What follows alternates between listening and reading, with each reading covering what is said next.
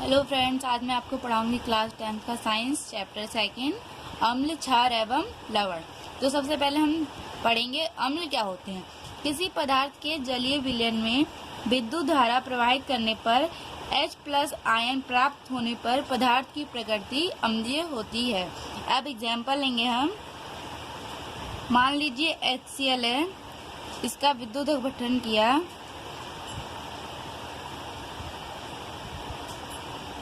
तो हमें क्या प्राप्त होगा, H+ Cl-। यहाँ पे H+ आयन प्राप्त हुआ, अर्थात ये क्या हुआ, अम्लीय प्रकृति का हुआ HCl। ठीक। सेकंड टॉपिक है हमारा क्षार। क्षार के जलीय विलयन में विद्युत धारा प्रवाहित करने पर OH- आयन प्राप्त होते हैं। यह हाइड्रोक्साइड आयन एनोड पर एकत्र हो जाते हैं। क्षार वो होते हैं जिसके जलीय विलयन को में विद्युत धारा प्रवाहित करें तो OH- आयन प्राप्त होगा। एग्जाम्पल क्या होगा हमारे पास, NaOH। विद्युत अपघटन किया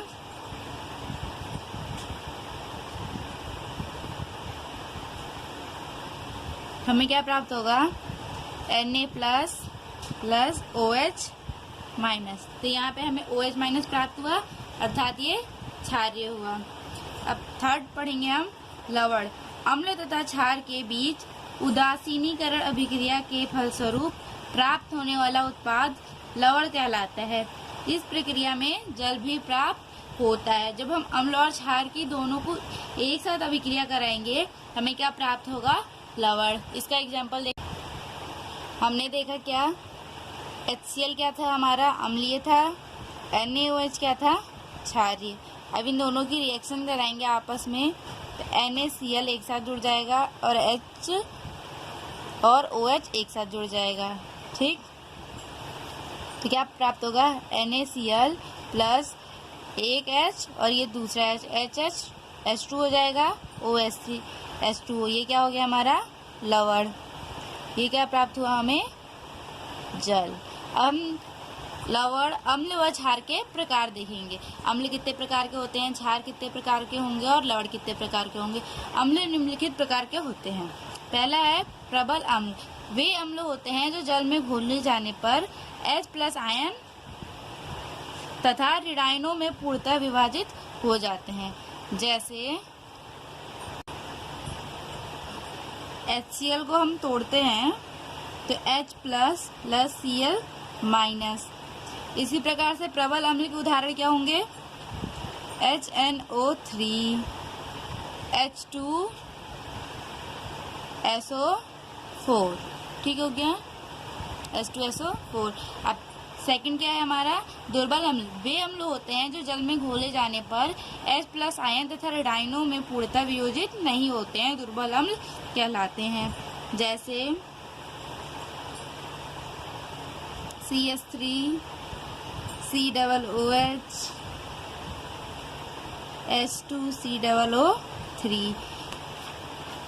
जिनका जल अपघटन आसानी से हो जाता है, जिसमें H+ आयन आसानी से मिल जाते हैं, वो होते हैं प्रबल अम्ल।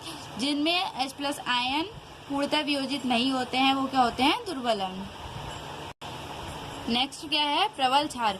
वे क्षार होते हैं जो जल में घोले जाने पर OH- आयन तथा धन आयनों में पूर्णतः वियोजित हो जाते हैं, प्रबल क्षार कहलाते हैं। क्षार वो होंगे जिनको जल में घोलने जाने पर OH- आयन तथा धन आयन में पूर्णतः विभाजित हो जाएंगे आसानी से।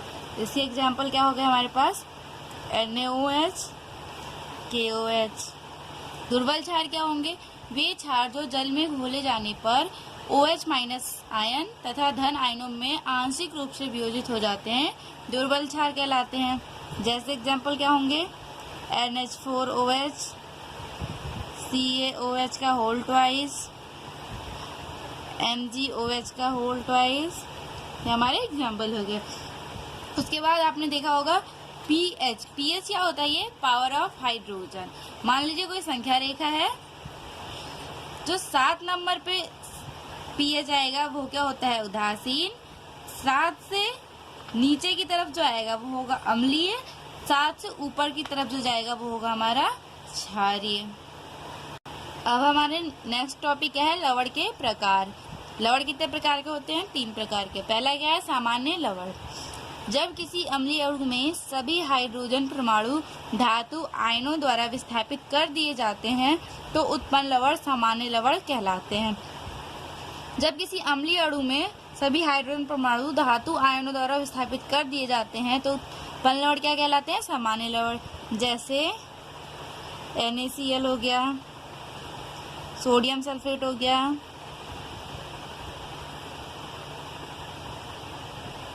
अब सेकंड क्या है हमारा? अम्लीय लवण। जो लवण किसी अम्लीय अणु में धातु आयन द्वारा आयनित H हाइड्रोजन परमाणु या H परमाणु द्वारा आंशिक रूप से विस्थापित होते हैं, अम्लीय लवण कहलाते हैं। जैसे कोई भी रिएक्शन ले लीजिए, H2SO4 प्लस NaOH, तो हमें क्या मिलेगा? NaHSO4 plus H2O। ठीक। तीसरा क्या है? क्षारकीय लवण। लवण जिसमें अम्लों से प्राप्त ऋणायन के साथ एक अथवा अधिक हाइड्रोक्सिल समूह होते हैं, क्षारकीय लवण कहलाते हैं। एग्जाम्पल PbOHCl, इसको क्या कहते हैं? Lead hydroxyl chloride. एक और एग्जाम्पल ले सकते हैं, CuCO3 इंटू CuOH का होल ट्वाइस, इसका नाम क्या होगा? बेसिक कॉपर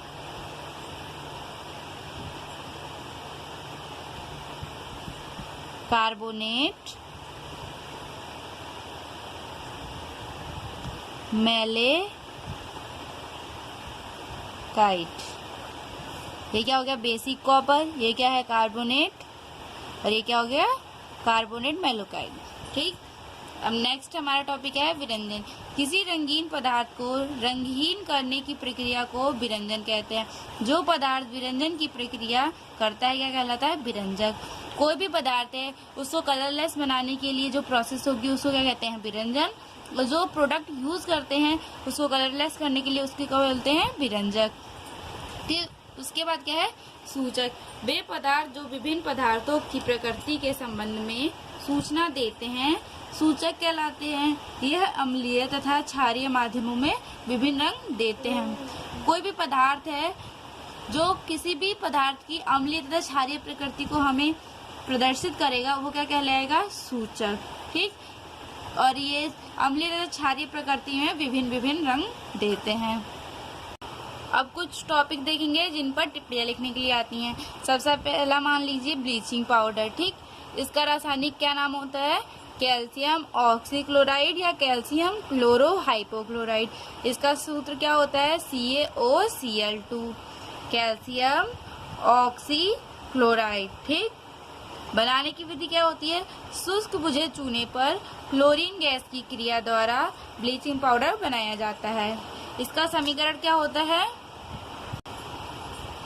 CaOH का whole twice plus Cl2, CaOCl2 plus H2O। ये क्या हो गया? Bleaching powder.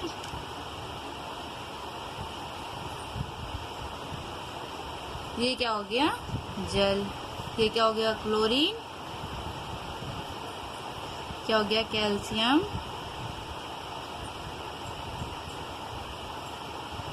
Hydra oxide. ठीक। CaOH का होल ट्वाइस के Cl2 से प्रोसेस कराएंगे तो CaOCl2। ठीक। एक O और क्या बच गया? H2। ये क्या मिल गया? H2O। ये क्या हो गया? CaOCl2। इसके भौतिक गुण क्या होते हैं? ये हल्के पीले रंग का पाउडर होता है। इसमें से एक क्लोरीन की अलग प्रकार की गंध आती है। जल में इसको घोलने पर दूधिया विलयन प्राप्त होता है।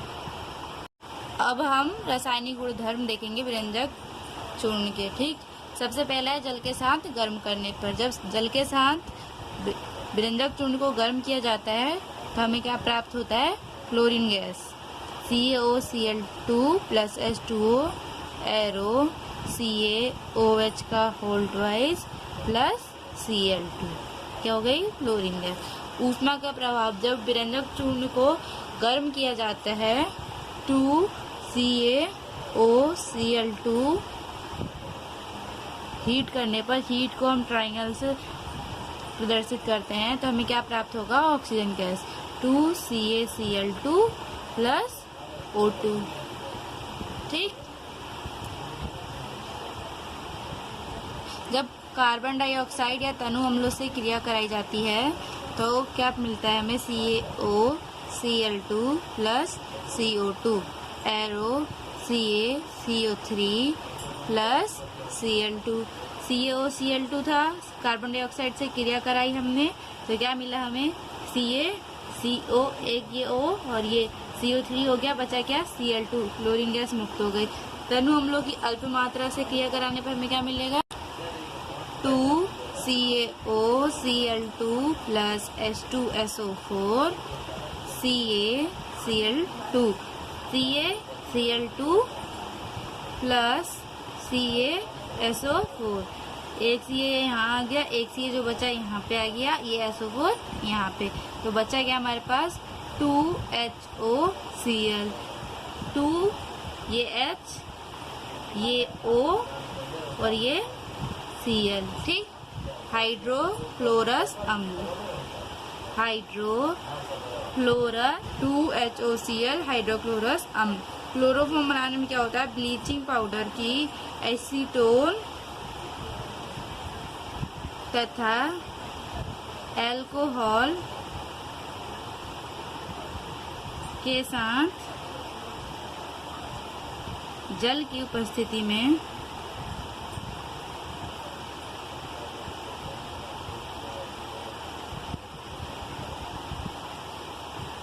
क्रिया कराने से विरंजक चूर्ण का उपयोग सूत, कागज, लकड़ी की लुगदी, लिग्निन पदार्थों के विरंजक के रूप में होता है। अब हमारा अगला टॉपिक है धावन सोडा, जिसका रासायनिक नाम क्या होता है? Sodium carbonate decahydrate. अब इसका अणु सूत्र क्या होता है? Na2CO3 × 10H2O। ये क्या हो गया? Sodium carbonate, Na2CO3 sodium carbonate. यहाँ पे H2O के कितने मोल हैं? 10। तो 10 को रासायनिक भाषा में क्या बोलते हैं? डेकाहाइड्रेट। ठीक। अब इसका समीकरण देखेंगे हम। 2NaOH plus CO2 arrow Na2CO3 plus H2O। ठीक। अब हम इसको कैसे समझ सकते हैं? जब कास्टिक सोडा के सांद्र जलीय विलयन में कार्बन डाइऑक्साइड गैस प्रवाहित करते हैं तो जिससे सोडियम कार्बोनेट का विलयन प्राप्त होता है। वाष्पन द्वारा विलयन से जल को पृथक कर देते हैं और सोडियम कार्बोनेट शेष बच जाता है। ठीक। इसके भौतिक गुण क्या होते हैं? रंगहीन सफेद क्रिस्टलीय पदार्थ होता है, जल में विलय होकर ऊष्मा देता है, गर्म करने पर निर्जल सोडियम कार्बोनेट प्राप्त होगा। इसे जब हम गर्म कर देंगे तो इसमें से जल के अणु निकल जाएंगे और हमें क्रिस्टल सोडियम कार्बोनेट प्राप्त हो जाएगा। ठीक। सबसे पहले इसके रासायनिक गुण देखेंगे। सबसे पहले इसमें क्या है? जल से क्रिया। जब सोडियम कार्बोनेट की क्रिया Na2CO3 की क्रिया जल से कराई जाती है तो हमें क्या प्राप्त होता है? क्षारीय विलयन 2NaOH प्लस H2CO3। ठीक। NaOH क्या होता है? क्षारीय होता है। ये क्या है? Sodium carbonate. ये जल सोडियम कार्बोनेट की जल से अभिक्रिया कराने पर क्षारीय विलयन प्राप्त होगा। अब दूसरा क्या है? ऊष्मा का प्रवाह। निर्जल सोडियम कार्बोनेट प्राप्त करते हैं Na2CO3 × 10H2O एरो, इसे हीट दे दी तो हमें क्या प्राप्त होगा? Na2CO3 plus 10H2O। जब सोडियम कार्बोनेट को गर्म करेंगे तो इसमें से जल के अणु क्या पृथक हो जाएंगे। इसी प्रकार जब Ca2 से क्रिया कराते हैं तो हमें क्या प्राप्त होता है? जलीय विलयन में Na2CO3 plus H2O plus CO2। जब जलीय विलयन में CO2 प्रवाहित करते हैं तो सोडियम हाइड्रोजन कार्बोनेट का अवक्षेप प्राप्त होगा। एरो NaCO3 ये क्या हो गया हमारा अवक्षेप। ठीक, इसे क्या बोलते हैं? Sodium hydrogen carbonate. ठीक, इसी को बेकिंग पाउडर भी बोलते हैं। ठीक, बेकिंग पाउडर, इसका अवक्षेप प्राप्त हो जाएगा। जब इसकी अम्ल से क्रिया कराएंगे तो हमें क्या मिलेगा? Na2CO3 plus H2SO4 arrow Na2SO4 plus H2O plus CO2। Carbon dioxide gas बाहर निकल जाएगी, जल पृथक हो जाएगा। ठीक, और Na2SO4 प्राप्त होगा। अम्ल से अभिक्रिया कराने पर लवण एवं जल प्राप्त होता है और CO2 गैस मुक्त हो जाती है। ठीक, अब बुझे चूने से अभिक्रिया कराएंगे तो हमें क्या मिलेगा? बुझे चूने या कैल्शियम से अभिक्रिया कराएंगे Na2CO3 प्लस CaOH का होल ट्वाइस। सोडियम कार्बोनेट की बुझे चूने से अभिक्रिया कराएंगे तो हमें कास्टिक सोडा प्राप्त होगा। 2NaOH plus CaCO3। ठीक, ये क्या हो गया हमारा? Baking soda. Baking soda. ठीक, अब हम इसके प्रयोगशाला में अभिकर्मक के रूप में उपयोग होगा। कठोर जल को मृदु करने में, कांच, कागज, साबुन व्यवसाय, कपड़े धोने, कांच के बर्तनों में चिकनाई दूर करने में। हमारा अगला टॉपिक क्या है? खाने का सोडा। इसका रासायनिक नाम क्या होता है? Sodium bicarbonate baking soda. अणु सूत्र क्या होता है इसका? NaHCO3 sodium bicarbonate NaHCO3। ठीक, इसका समीकरण क्या है? जब NaCl की क्रिया जल से कार्बन डाइऑक्साइड की उपस्थिति में अमोनिया के साथ कराई जाती है तो हमें क्या मिलता है? NH4Cl, ये क्या हो गया? Ammonium chloride plus NaHCO3 sodium bicarbonate. ठीक, बाइकार्बोनेट, ये क्या हो गया? Ammonium chloride.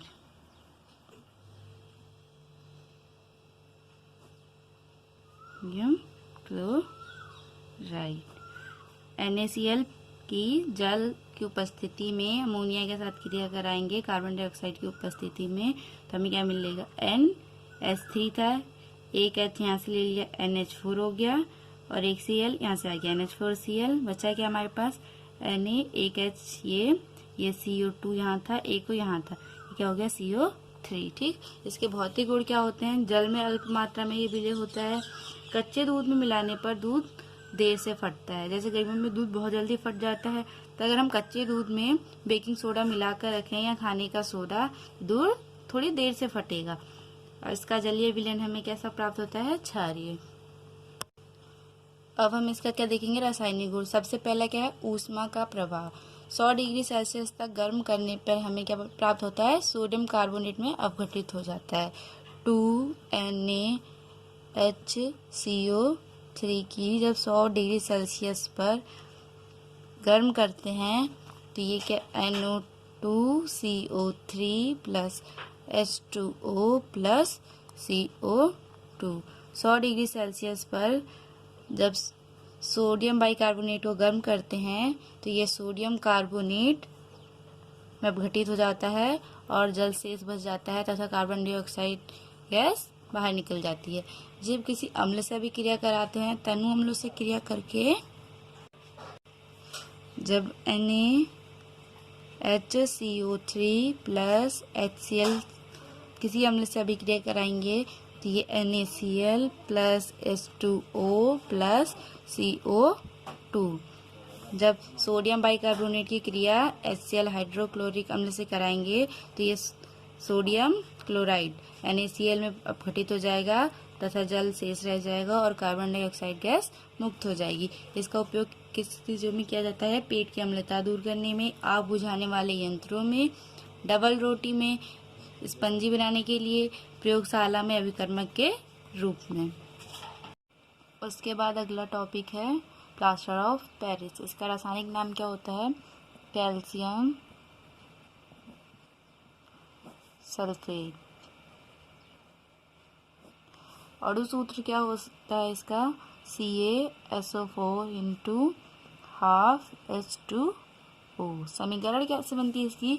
जब जिप्सम को 373 डिग्री सेल्सियस पर, जिप्सम का फॉर्मूला क्या होता है? CaSO4 into 2H2O। जब जिप्सम को 373 केल्विन डिग्री सेल्सियस पर,